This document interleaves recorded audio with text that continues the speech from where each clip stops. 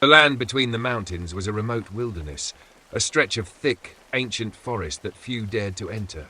It was said to be cursed, a place where people vanished, swallowed by the trees. But those were just stories, or so the group of 6 friends told themselves as they hiked deeper into the woods. They had come for the thrill, to explore the unknown. The air grew colder as they entered the heart of the forest. The towering pines, once majestic, now felt oppressive, their branches clawing at the sky like skeletal hands. Shadows lengthened, and an eerie silence fell over the group. "Feels like we're being watched," one of them muttered, glancing nervously over their shoulder. The others laughed it off, but unease settled in. As the light faded, they set up camp near a small clearing, their fire casting flickering shapes against the trees. The wind picked up, carrying with it a strange sound, a distant, mournful wail. "What is that?" someone whispered. The wail grew louder, morphing into a chorus of low, unnatural moans, like voices carried on the wind.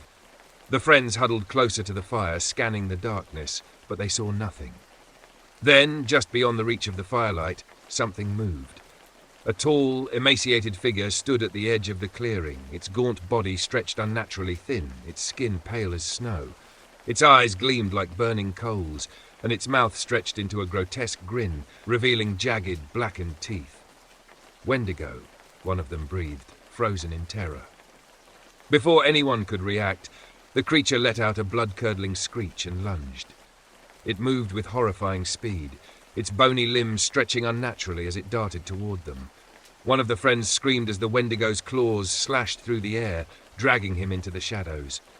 The others scrambled to run, their hearts pounding in their chests, but the Wendigo was relentless, its hunger insatiable.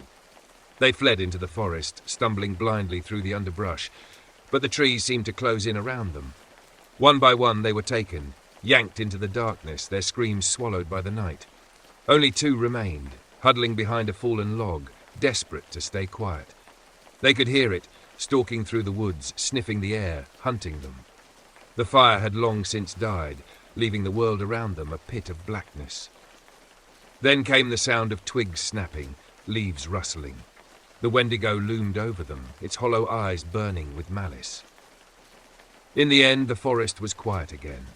The wind howled softly through the trees, and the land between the mountains claimed yet another group of unlucky explorers, their bones left to rot in the cursed woods, while the Wendigo lurked, ever hungry, waiting for the next to stray into its domain.